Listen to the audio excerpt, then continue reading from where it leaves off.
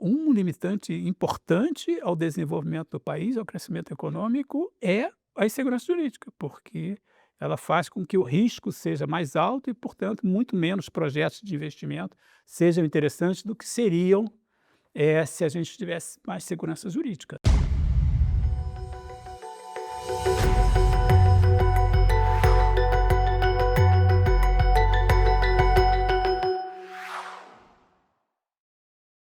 Olá, o canal Brasil, uma realização Fecomércio São Paulo, recebe hoje o economista Armando Castelar, o economista e professor da Fundação Getúlio Vargas, da UFRJ. Castelar, muito obrigado por nos receber hoje. Prazer ter vocês aqui. Castelar, queria conversar nossa conversa para discutir uma questão que recentemente aqui no Brasil se tornou muito aguda depois que o governo anunciou que no orçamento da União, já para o ano de 2027, não haveria espaço nem mesmo para custear os mínimos constitucionais de ministérios como Saúde e Educação.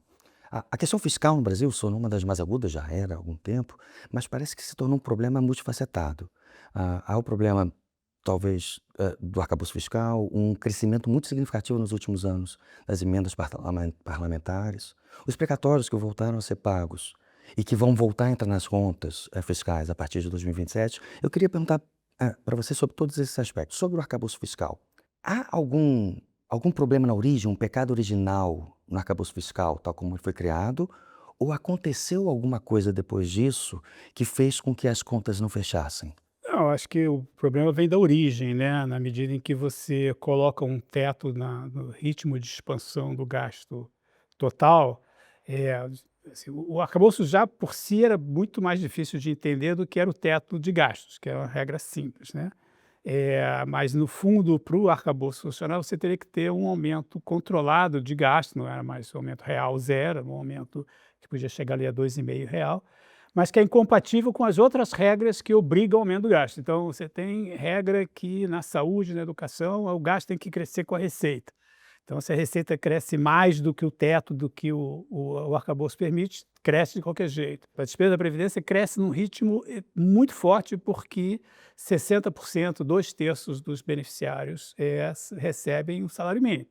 E o salário mínimo tem um crescimento real de pelo menos 3%, né, mudou muito recentemente, mas não vinha crescendo mais de 3%, porque o PIB de 2 anos antes crescia mais de 3%. Então, de novo, assim, você coloca uma regra que o todo não pode aumentar muito rápido, mas os componentes todos vão aumentar muito rápido.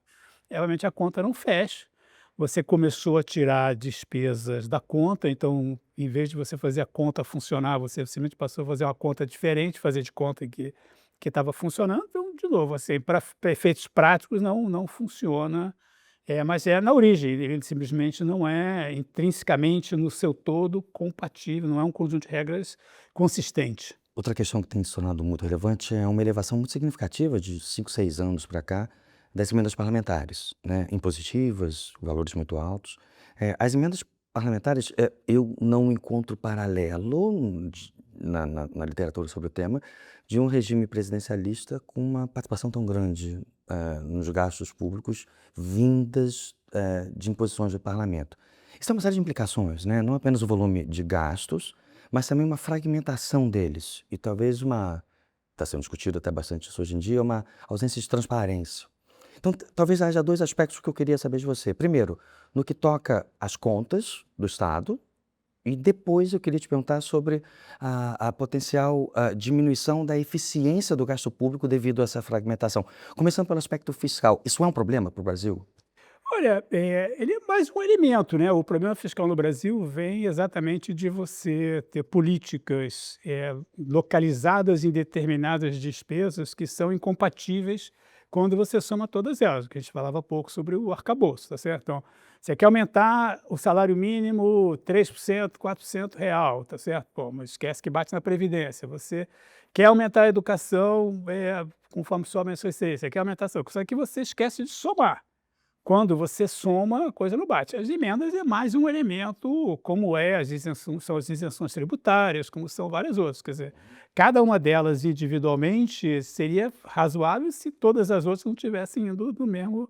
Eu acho que as emendas estão no mesmo pacote, quer dizer, elas aumentaram bastante, como outros aumentaram bastante. A vantagem do teto de gastos era exatamente colocar um limite de fato que limitava, também também no caso das emendas, né, Uhum. tá certo?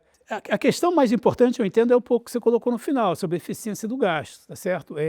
Há outros lugares, em que o Congresso tem uma interferência grande. Nos Estados Unidos, o orçamento é do Congresso, não é como aqui no Brasil, que é o executivo que faz o orçamento, tá certo? Uhum. O Congresso americano tem muito mais a dizer sobre o orçamento do que aqui no Brasil. Então, assim, eu não vejo as emendas parlamentares como uma coisa necessariamente ruim em si, quer dizer, é razoável que o legislativo também, influencie em como o dinheiro é gasto. Eu acho que isso é completamente democrática, e politicamente legítima. Não vejo nenhuma, problema com isso. O problema maior é um pouco que você trazendo. Será que esse gasto está sendo bem gasto? Aí eu acho que vale para o gasto em geral. A gente tem muito pouca noção no Brasil, sobre a eficiência do gasto. No Brasil, a sensação que se tem é que o gasto é muito ruim. Por exemplo, se trouxe recentemente o fato de que a gente gasta hoje em dia alguma coisa na ordem de 5, 6% do PIB com isenções tributárias. Ninguém avalia se essa isenção tributária, pelo contrário, o pouco que existe mostra que não, que essas são isenções tributárias que pouco contribuem Uhum. para o desenvolvimento. Então, eu não individualizaria as emendas como, particularmente ineficiente. Eu acho que tem muito gasto ineficiente no Brasil.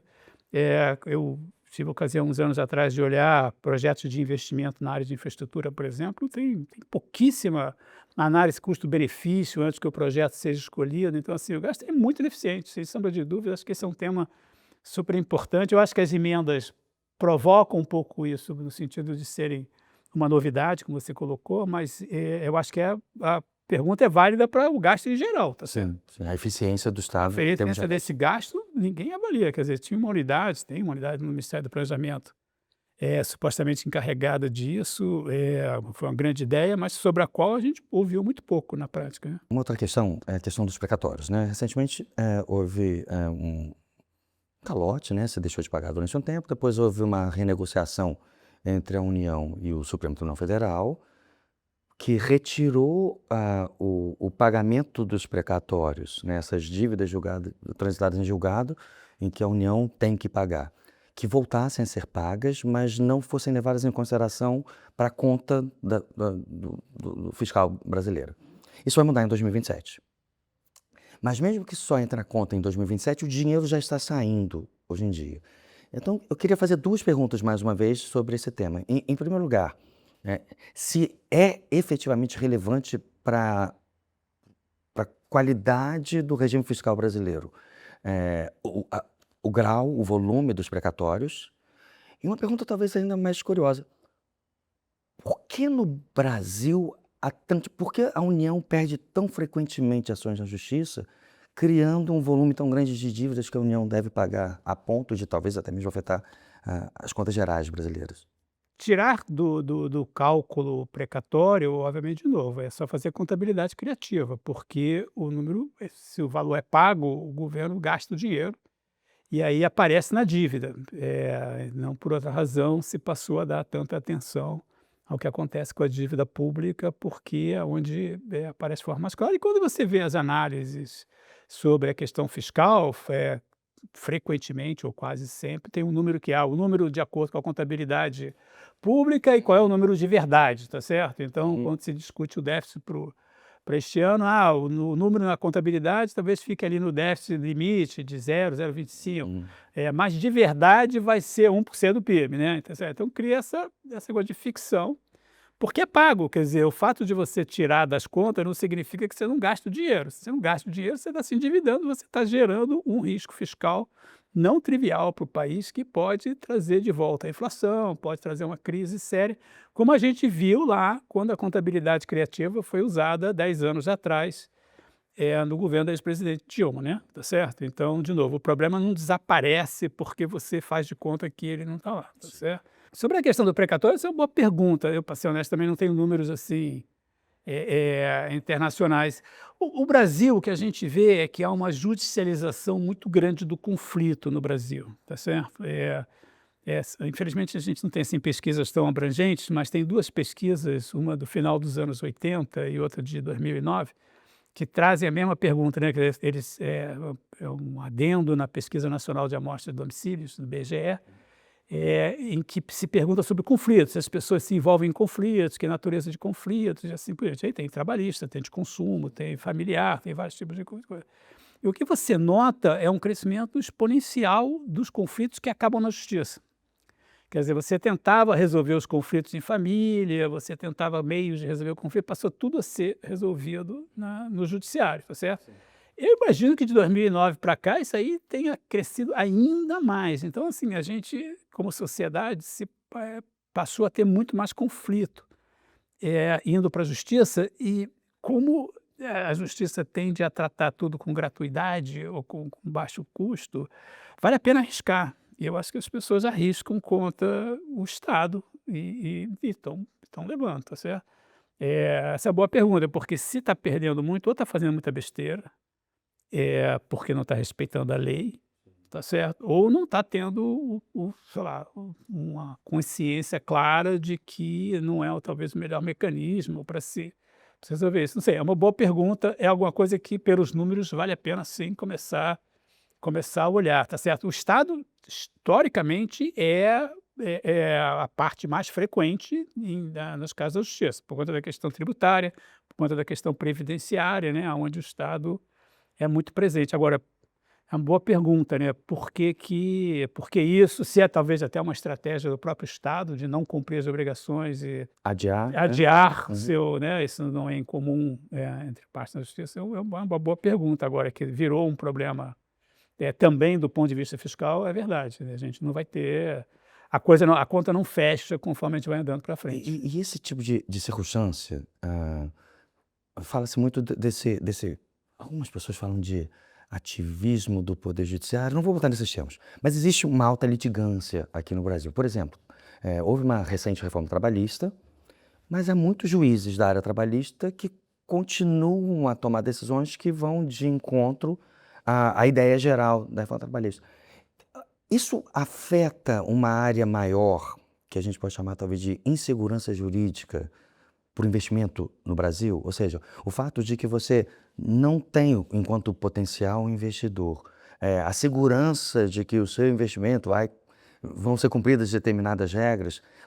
Há um problema no Brasil relacionado à insegurança jurídica para o investimento produtivo? Sem sombra de dúvida. Essa é uma grande limitação, eu acho, para o país se desenvolver, né? Quer dizer, às vezes, o magistrado, quando ele toma decisão ali no caso individual, ele entende que ele está ajudando a justiça social, que ele está promovendo o bem-estar dos mais pobres, só que quando você soma toda esse conjunto de atitudes, o que significa exatamente isso, assim, insegurança jurídica, né?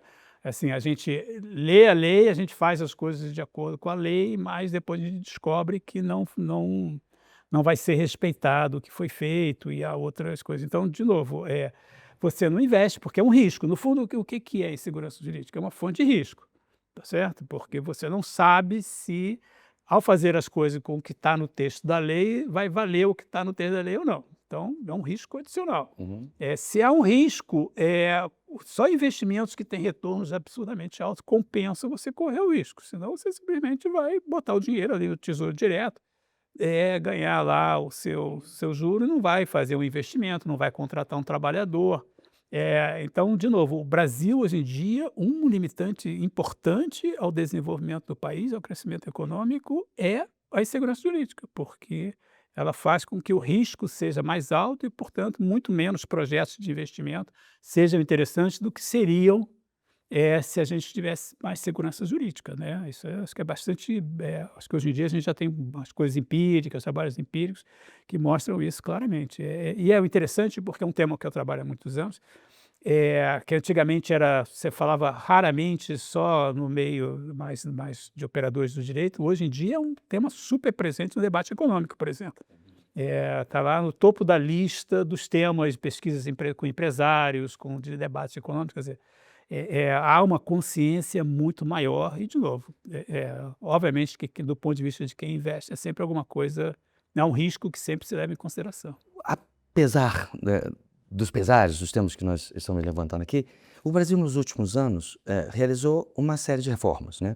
Houve a reforma da Previdência, a reforma trabalhista, aprovou-se uma reforma tributária, que vai entrar em questão, mas algumas dessas reformas feitas já mostram fissuras. Por exemplo, houve a reforma, não muito distante no tempo, da Previdência, mas os gastos previdenciários começaram a crescer muito. Por exemplo, no campo da Previdência específico, a gente já precisa de uma outra reforma? Sim, provavelmente a gente precisa por 2 razões. A primeira por conta da política do salário mínimo, que é inviável. Quer dizer, se você dá 3% de aumento real, 2,5% de aumento real todo ano, isso se acumula. Uhum. E é inviável você, quer dizer, de novo, qual é a receita da Previdência? A receita da Previdência é a receita dos trabalhadores e das empresas que contratam esses trabalhadores, né?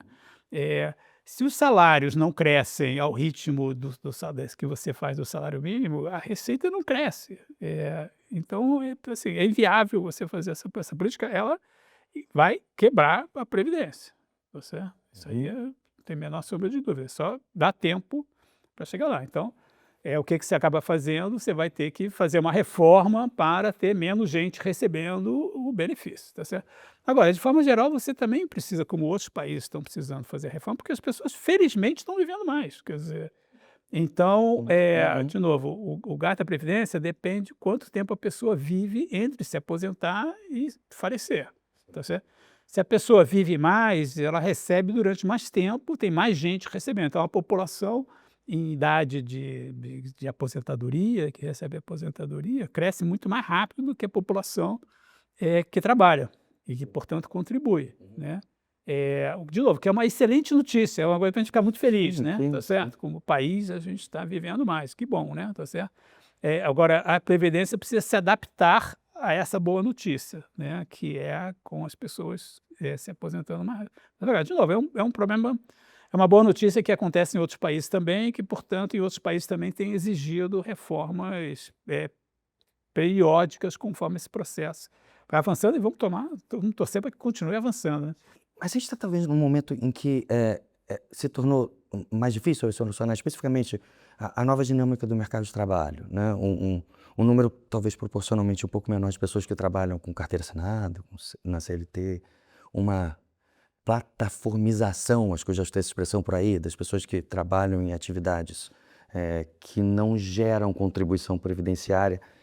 Uma reforma da Previdência agora, como é que ela enfrentaria essa nova dinâmica no mercado de trabalho? Não, esse é um bom ponto, eu acho que isso sem dúvida contribui. Como eu disse, né, o equilíbrio tem que estar entre o que a Previdência arrecada com quem está trabalhando e contribuindo para a Previdência, né, tá certo? Com quem está recebendo o benefício da Previdência. Então, de novo, o envelhecimento aumenta o número de pessoas que recebem. Mas você tem um bom ponto, as que contribuem também diminui, porque, principalmente quando ela vai ficando muito cara, quer dizer, se você tenta bancar a maior despesa aumentando a contribuição que os trabalhadores dão, fica mais interessante não contribuir, tá certo? Você não contribui indo para o mercado informal, simplesmente não contribuindo, você vai, vira uma plataforma, você trabalha como autônomo, você trabalha de outras maneiras. Sem dúvida, eu acho que a maior importância de plataformas aumentou o número de trabalhadores autônomos que não contribuem, então, assim, por conta própria.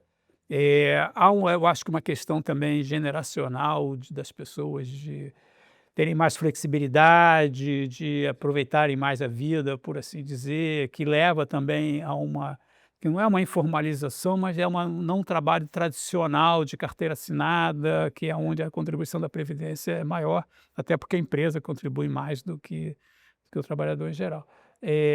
Então, sim, eu acho que isso só aumenta, não pelo lado da despesa, sobre o qual a gente falou antes, mas pelo lado da receita, que fica mais limitado. E, de novo, tentar resolver o problema simplesmente aumentando a alíquota de contribuição só vai exacerbar o problema, que mais gente vai preferir não tá no sistema. Os problemas nunca são simples de resolver, né? Mas, e sobre a reforma tributária, que já foram aprovadas as regras, além dessas novas regras, do imposto nas medidas centralizadas, agora simplificando, uma coisa que sempre foi muito confusa, né? Esses impostos sobre impostos, no caso brasileiro, também há uma proposta do governo de se zerar o imposto de renda, por exemplo, de pessoas que ganham até R$ 5.000, aumentando a contribuição da parcela mais rica da população. Então são duas perguntas em uma. Primeiro, é bom para o país o modelo que estará a ser adotado nos próximos anos, a reforma tributária, e a solução oferecida pelo governo para tentar aliviar para a população de renda mais baixa, pegando o dinheiro numa população de renda mais alta, se isso pode gerar problemas ou isso é estamos no caminho certo? Olha, eu acho assim, a reforma tributária que se teve foi a reforma tributária da tributação do consumo, da produção. Acho que é, a ideia que eu acho que todo mundo entendia que aumentava a eficiência da economia, porque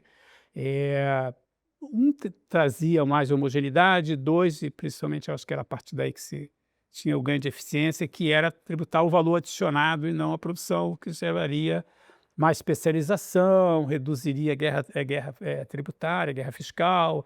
Então, assim, obviamente houve um pouco de frustração, porque o modelo ideal seria realmente uma coisa uniforme, igual para todo mundo. Virou uma coisa mais Frankenstein, porque um monte de exceções e tal. Uhum. A questão da reforma, dessa segunda fase de tributação da renda, é menos claro, não é uma questão de eficiência, não está sendo colocada como uma questão de eficiência, está sendo colocada como uma questão distributiva.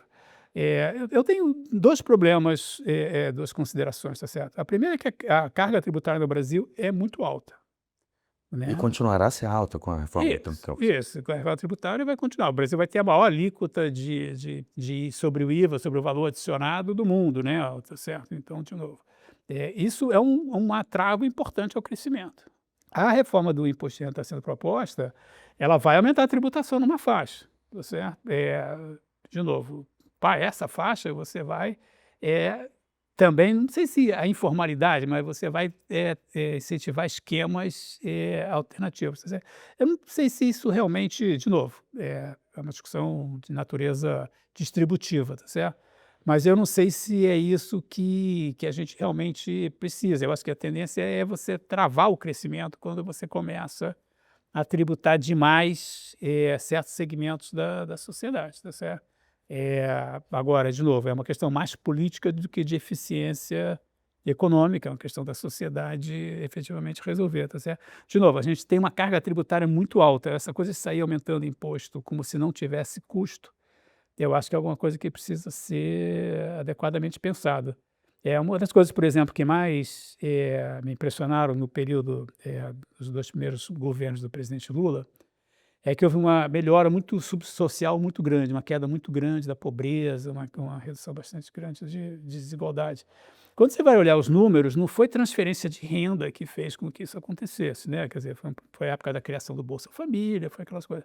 O que fez melhorar a distribuição de renda e reduzir a pobreza foi o mercado de trabalho funcionar muito bem, tá certo? O salário das camadas mais baixas da população aumentaram muito mais rápido do que os salários médios da economia brasileira, né? Então, de novo, às vezes eu acho que a gente se enfatiza demais políticas de transferência, que quando bem focadas têm mérito, mas que hoje em dia estão muito menos focadas do que já foram, e esquece que isso às vezes penaliza o crescimento, que é da onde de fato eu acho que tem um impacto maior sobre o nível de renda, sobre pobreza, né? Então, de novo, distribuir muito, mas crescer muito pouco, eu acho que é pior do que, às vezes, focar mais em políticas de crescimento. É mais uma opção de natureza política, mas tem custos, na minha leitura. De novo, por exemplo, uma alternativa que se fala é tributar determinadas atividades econômicas, né? Tá certo? Para aquela atividade se reduz a eficiência, né? Tá certo? Então, de novo, assim, eu me pergunto por que a gente se frustrou tanto no crescimento nos últimos 40, 45 anos, e eu acho que a questão do aumento da carga tributária, sem dúvida, foi uma dessas razões, né? Então, de novo, entendo a lógica, acho que pode ser explicada na boa intenção distributiva, mas me pergunto se às vezes vai gerar tanto benefício assim. E falando sobre eficiência e tendo em vista que algumas reformas foram recentemente feitas, mesmo que não no ponto ideal, mesmo que precisem de reformas das reformas já, uma reforma que não foi feita ainda e que talvez seja muito ligada à eficiência do Estado é a reforma administrativa. Uhum.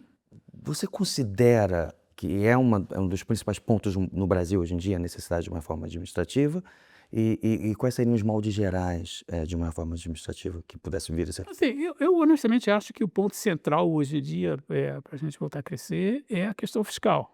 Uhum, Eu entendo que a nossa trava principal é a gente tem um aumento do gasto muito grande, isso faz com que o Banco Central tenha que praticar juros muito altos para poder equilibrar, né. Então, de novo, se o PIB cresce 3 e o gasto cresce 6, o gasto público cresce 6, o Banco Central tem que manter o juro alto para o gasto privado crescer pouco, tá certo? Para não dar inflação.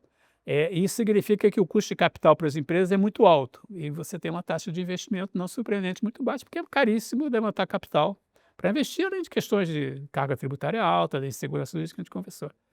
Agora, a reforma administrativa faz sentido? Faz, né. Do que você está falando? Tentar medir se a pessoa está tendo um bom desempenho, se a pessoa não está tendo um bom desempenho, tá certo? Então, assim, acho que é sempre válido. Empresas fazem reformas administrativas frequentemente, tá uhum. certo? Tentando ver se estão usando seus recursos humanos da maneira melhor possível. Acho que o Estado, que tem um enorme quadro de pessoal, tem toda a razão de fazer isso, né? Vamos aferir, vamos ver se as pessoas estão entregando, vamos, né, ver o que que a gente faz se a pessoa não está entregando, né? Acho que nesse sentido de aumentar a eficiência, dos recursos humanos de que dispõe o Estado, é super válido, acho que é importante. De novo, eu não acho que é essa a trava do crescimento, tá Uhum, certo? uhum, Eu uhum, acho que é uhum. mais o fiscal, mas, que faz sentido, faz. Marcela, deixa eu agora ampliar um pouquinho o nosso escopo, né. É difícil falar, do estado, das relações econômicas, financeiras e principalmente comerciais, no mundo hoje em dia, sem levar em consideração as ações recentes anunciadas pelo governo dos Estados Unidos, no segundo mandato do presidente Trump. O choque tarifário que aconteceu, além disso, também o que muitas pessoas consideram uma espécie de perseguição a algumas minorias nos Estados Unidos, imigrantes, e mesmo ao mundo universitário, à independência universitária nos Estados Unidos. O quanto essas ações que têm sido tomadas no atual governo dos Estados Unidos podem afetar, num primeiro momento, eu vou querer saber de outros aspectos, mas a própria economia dos Estados Unidos. Talvez seja muito recente para falar de resultados práticos, dados agora, né? Então, talvez não imediatamente, mas o que se pode imaginar no médio prazo, até o fim do ano, nos próximos anos, para a economia dos Estados Unidos, no primeiro momento, que é um grande motor da economia mundial, por sua vez, devido ao seu tamanho. Olha, é uma mudança radical em como a economia mundial funcionou nos últimos 90 anos, tá certo? 80, 90 anos. Então, você vê que, antes da Primeira Guerra Mundial, né, o mundo era muito liberal. Assim, o comércio internacional foi razoavelmente bem, é verdade. Os Estados Unidos tinham tarifas bastante altas, estavam menos integrados, mas o centro econômico mundial à época era mais a Europa, e a Europa era bastante aberta. Quando você tem a Primeira Guerra Mundial, você fecha as economias após a Primeira Guerra Mundial de uma maneira muito dramática, exatamente a imposição de tarifas nessa guerra comercial foi visto como uma causa importante da Grande Depressão dos anos 30. E você sai dessa Grande Depressão quer dizer, começa ainda nos anos 30 negociações de abertura comercial, é muito complicado. Bom, você pode imaginar, a época não era tão fácil pegar um avião e viajar, você tinha que pegar um navio, né, tá certo? Se reunir, mas aos poucos você vai estabelecendo uma ordem econômica internacional que é calcada em regras, que é liderada na abertura pelos Estados Unidos e assim por diante. Então, de novo, você está quebrando o modelo que você levou décadas para negociar internacionalmente, né. Então é um choque. Eu acho que o mundo se adaptar e o próprio Estados Unidos, se adaptar a isso não vai ser trivial. Você estava, né, veio o governo do Ronald Reagan, você exatamente abriu ainda mais, criou cadeias globais de Uhum, de uhum. valor e assim por diante. Os Estados Unidos, eu entendo, na minha leitura, que está fazendo isso por uma questão geopolítica, não porque ele acha que a eficiência da economia vai aumentar, mas porque ele entende que a realidade geopolítica, com a exceção da China como um poder econômico relevante e militar, exigiria uma separação mais forte, não só da economia americana, da economia chinesa, mas das economias próximas aos Estados Unidos, né, quer dizer, de todo o seu aparato. O modelo com alguns traços semelhantes ao da época da Guerra Fria, com a diferença que a União Soviética era militarmente muito importante, mas economicamente não tão importante, tá certo? Que isso vai impactar a economia americana, vai, do ponto de vista da eficiência, eu não tenho dúvida disso, porque você vai, primeiro é pouco claro em que grau você vai de fato conseguir levar essas indústrias para lá, né, tá certo? Não, eu acho que está longe de óbvio. Não vamos saber tão cedo, porque acho que hoje em dia é a mesma incerteza que a gente falava aqui da insegurança jurídica, vale para isso. No fundo, Sim, sim. isso é uma insegurança, né? Tá certo? A regra vai ter proteção, não vai ter proteção, vai mudar daqui a pouco, não vai mudar daqui a pouco. Então, você se imagina você comandando uma empresa nos Estados Unidos, você vai esperar.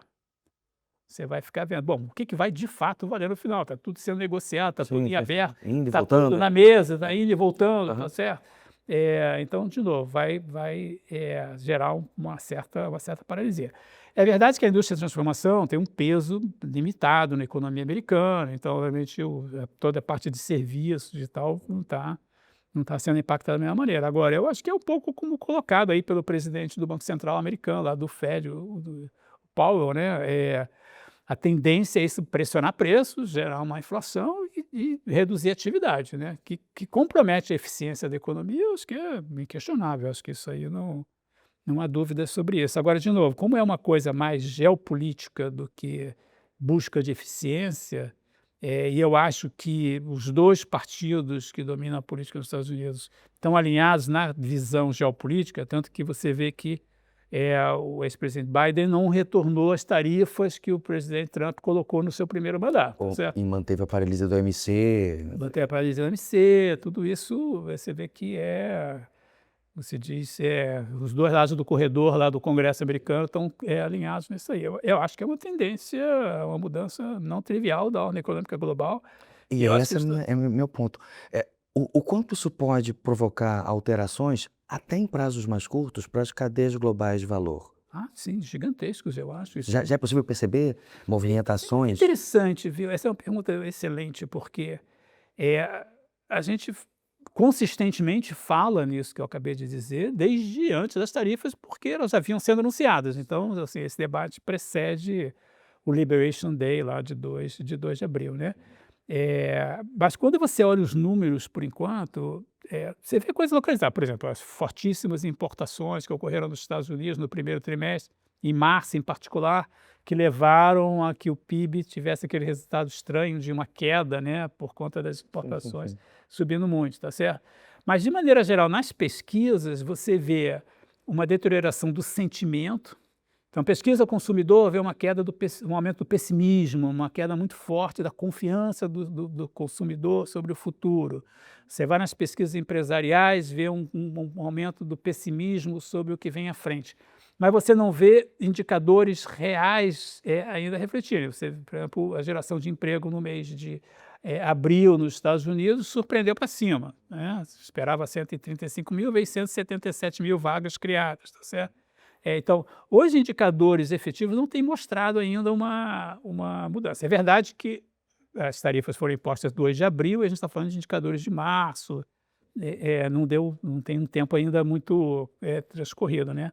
Mas, surpreendentemente, até agora a gente não viu. Mas eu entendo que a tendência é que sim, a gente vê algumas variáveis, mas o dólar, por exemplo, se desvalorizou muito no mercado internacional, né, as moedas na Ásia estão subindo, o euro subiu muito.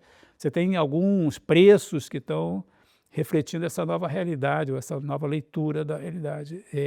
Mas, interessantemente, você ainda não vê indicadores efetivos mostrando uma reação tão forte. E no caso brasileiro, devido a esse novo contexto, eu vi 2 versões, aparentemente contraditórias entre si. Nem sempre o que aparentemente é contraditório é contraditório. Mas teve gente no primeiro momento falando, depois do dia da libertação lá deles, que o Brasil deu-se bem, ganhou. Porque como pegou a taxa menor, 10%, e concorrentes brasileiros, taxas maiores, isso facilitaria relações comerciais de exportação do Brasil para os Estados Unidos. Vi outras pessoas frisando mais o aspecto de que as mudanças potenciais sistêmicas poderiam ser prejudiciais aos interesses brasileiros econômicos, talvez por exemplo, a perspectiva de a China enxurrar o mercado, uma vez que não tinha mais a esponja estadunidense para pegar seus produtos, em outros lugares que poderia afetar a indústria no mundo inteiro, inclusive no Brasil. Você já tem time, Castelar? Se o Brasil ganha ou perde, ou você ainda... Olha, eu acho que talvez essa é uma boa pergunta, eu acho que os argumentos dos 2 lados são bons. Eu acho que tem uma questão que no fundo estava implícita na pergunta anterior que você me fez, do tempo, né, de como é que essas coisas se distribuem no tempo.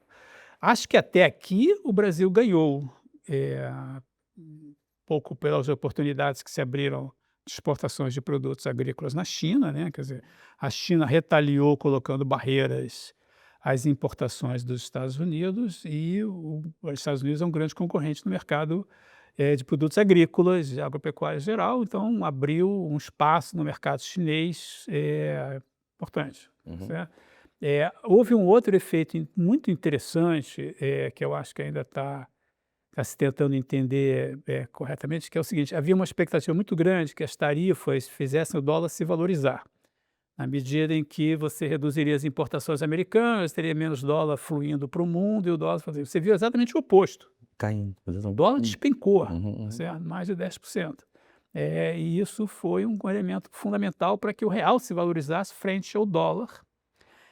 O petróleo caiu de preço de uma forma muito significativa no mercado internacional, em parte por conta da OPEC aumentar a produção, mas em parte também por conta da expectativa de menos crescimento e menos demanda de petróleo. Então, a questão da inflação ajudou a inflação no Brasil, porque um câmbio menos desvalorizado e um preço do petróleo mais baixo ajuda a inflação. Então, quando você olha na curva de juros do Brasil, você vê que a curva de juros desinclinou no mercado de uma maneira muito substantiva. E não foi só Brasil, foi emergente de maneira geral, tá certo? Você vai olhar no Chile, você vai olhar no México, você vai olhar na Polônia, você vai ver, são países todos essa curva de juros acelerou. Então, de novo, no curto prazo você ganha com a questão das exportações para a China. Na verdade, você sofre com exportação de aço para os Estados Unidos, que é um setor que foi especialmente tributado. Mas você ganha liquidamente porque das exportações de produtos agrícolas. E você tem essa ajuda no controle da inflação, que pelo menos no curto prazo é bastante positiva. Agora, o que acontece no médio prazo é uma outra pergunta, porque você vai ter, em princípio, menos crescimento, é isso que o petróleo está reagindo, tá certo? Isso vai, obviamente, afetar um país como o Brasil, que tem um comércio multilateral amplo. Não é claro, que eu acho que é parte do raciocínio de quem é otimista, que como a gente enfrenta tarifas mais baixas, a produção viria de países que enfrentam tarifas mais altas, né, e passariam a ser feitas aqui para exportar daqui, tá certo? Há outros elementos além de tarifas que, como a gente discutiu antes, inibem o investimento no Brasil. Não é muito claro isso, tá certo? E vai haver, e aí eu concluo, um desafio não trivial diplomático, tá certo? Porque a China é o nosso principal parceiro comercial, mas os Estados Unidos é um país historicamente que a gente é muito alinhado. Se essas tensões, de fato, continuarem crescendo nessa direção de você tentar forçar blocos diferentes, né? Quer dizer, a gente sabe que a pressão vem também nesse sentido. Como é que a gente vai se situar? Espero que a gente esteja trabalhando intensamente para tentar ver como é que a gente mantém alguma neutralidade, que eu acho que para países em desenvolvimento está sendo o caminho que se busca. Mas não vai ser fácil, não vai ser um mundo fácil. De novo, é um mundo que muda, como é que a gente se adapta a ele? É uma boa pergunta. Armando Castelar, muito obrigado pela entrevista. Imagina, obrigado a vocês. Obrigado mesmo, viu? Obrigado. Excelente.